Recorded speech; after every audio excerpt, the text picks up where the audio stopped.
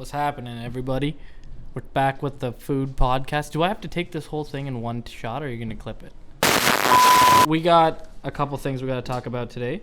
The reason I think about today's podcast is we want to address why food is an issue and where it comes from, why problems start in the gut. Majority of the gut, I believe, is how all these problems start.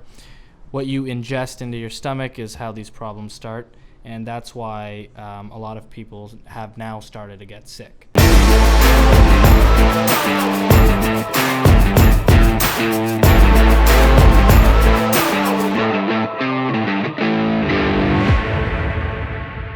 Why did this all make sense to me? Yeah. Well, this made sense to me because essentially what happened is that when I was going to Westmount, I didn't like to eat. I didn't like to eat, sandwiches and house food and crap like that. I like to go and eat all the junk food you could get. So because I couldn't eat, my parents just kind of gave me what I wanted because that's what I wanted. So as a kid, when you get Doritos and a blue Gatorade for your lunch every day, that's like the best lunch in the world.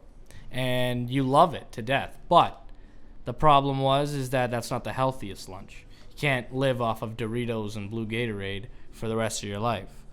So when I got into high school, I went to Crestwood and I got in and I was playing football for about 2 years. And once I got in and I played football for about 2 years, in grade 11, my body started feeling kind of funny. So I remember I was racing my buddy Carson on the football field, and he beat me in the race. And in my grade 9 year in track and field, I was running and I was beating reasonable amount of people, but it wasn't like I was fast. It's not like I placed very well, but I still could run.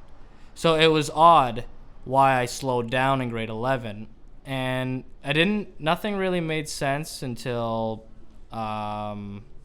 I came back to Peterborough, and I realized that majority of the issues that I had were because of my diet.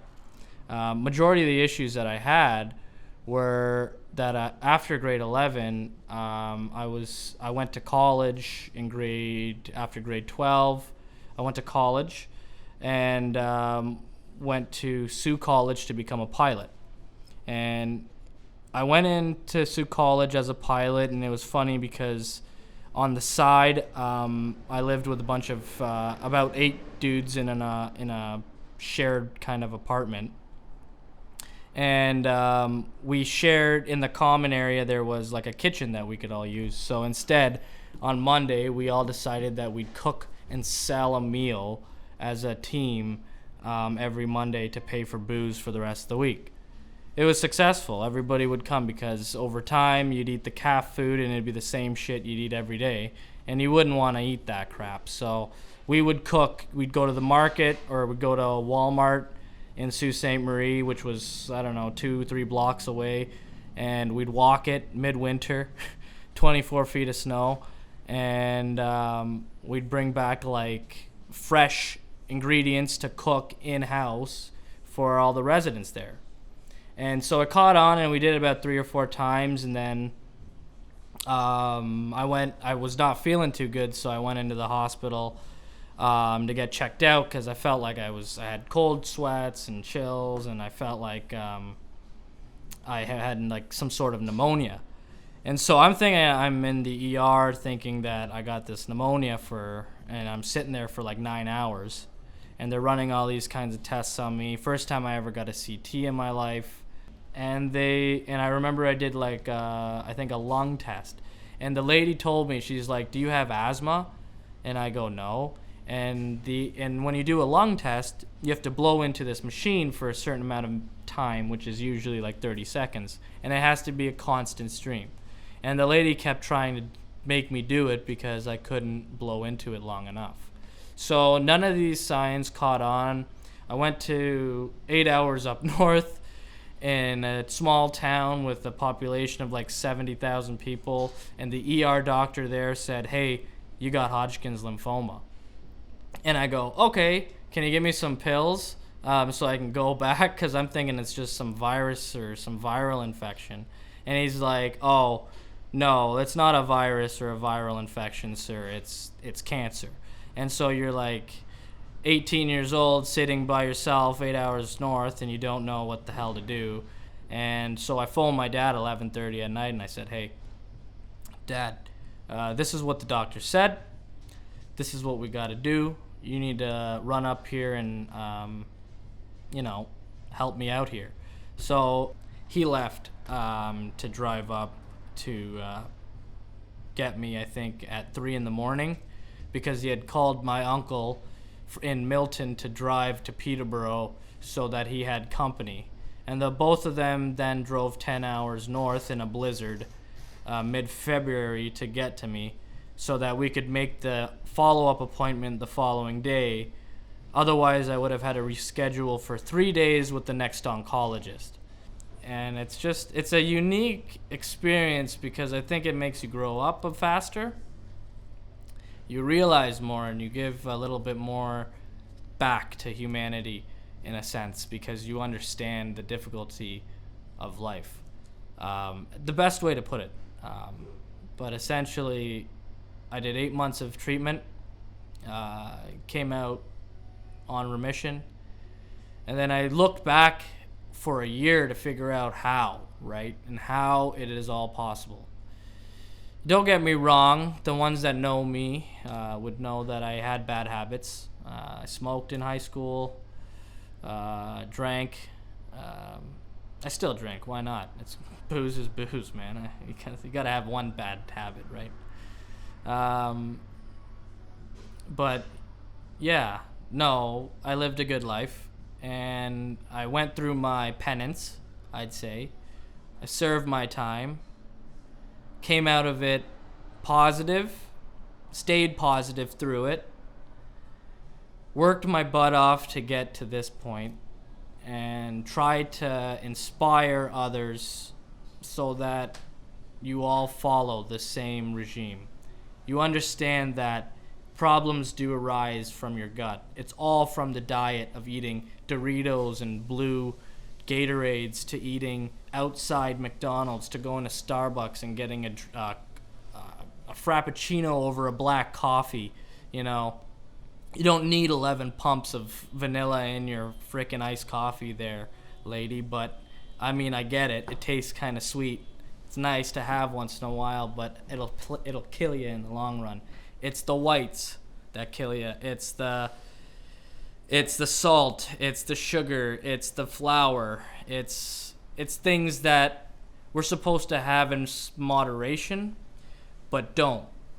I feel like when I came out of remission, there was a few things that I had to change. And the truth is that my dad read a book called How Not to Die.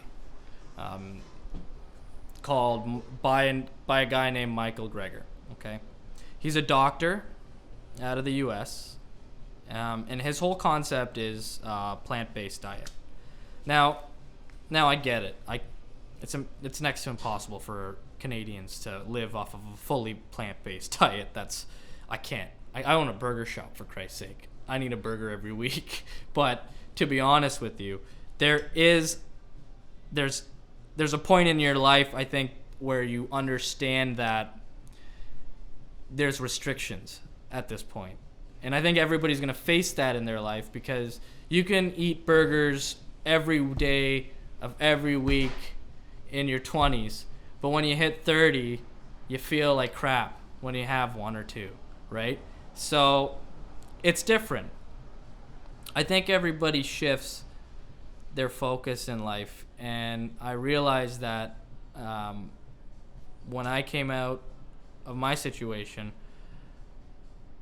I did focus more on trying to eat healthier. Why did I try to eat healthier? Because my dad told me that this book was kind of the key to eating healthier. Well, that's very biased. I read the book. The book's great. It gives you so much information. Some information where there's a study in China called the China Study. the China study is a unique study because it talks about the metastasis, or how do we say it? Metastasis? The metastasizing in your body, and they were able to pretty much pinpoint it via each region and village in China. So all the thousands of rural villages got together, and the government said that we're gonna pretty much take what you eat, and essentially see how that affects your health, see what happens in your health. And it came down to the point where they can determine what cancers come from what regions in the country just through the diets that they eat. If you eat certain things, it can trigger more metastasis in your body that causes cancer cells to grow. And so the study is actually out there, and it's good to look into because it can tell you to the exact point what exactly causes these issues and how it caused these issues. That's kind of the reason why I think it happens, is this study kind of gives me the basis of what the issues are. For example, broccoli, for example, okay? Broccoli, it's a unique thing because it's a beautiful plant, okay? Everybody hates it, but it's freaking beautiful. It tastes to kids like crap. I like broccoli growing up. I like dipping it in ranch sauce. Broccoli is so unique because it helps it decreases the mutations that are caused by metastasis, which is the spreading of cancer cells. It decreases it. How? Well, broccoli is something that carries nutrients, and those nutrients decrease the mutations in cancer. Now, how did they find that out? Well, they found that out because there was lung cancer people who there were people who smoke, and the people who smoke have lung cancer, okay? And they took the patients who had lung cancer and they fed them broccoli, and they watched how the mutations were decreased just through eating broccoli. Now, don't get me wrong, I'm not a doctor. This is not the stuff that I'm supposed to educate you on, okay? You can educate yourself. Go out there, buy the book. I'm not promoting it. I don't give a shit about it, but it's a good book, okay? Educate yourself on what good food should be and eat healthy, because that's what we need people to do now to reduce the case rate in Canada. The case rate currently in Canada is 1 in 2 people.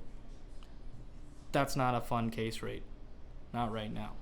So let's have a conversation about all the food that's out there in the world, and I want to bring people in from the community, and I want to have the community talk about good food and their experiences through food, their travel, their life in the food industry. I want to have people with influence in here who like to talk and discuss about interesting meals they may have had in their life.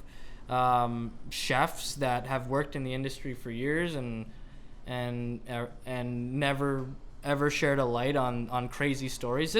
This industry is one of the most underappreciated industries in the world, and the fact that I'm here trying to shed a light on it, so that you guys know a little bit more about us and what we do is gonna be so beneficial to everybody out here. And that's why I do what I do, and that's why I want you to do what you do. This is the Doof Podcast, and let's get at her. Pitter patter, let's get at her.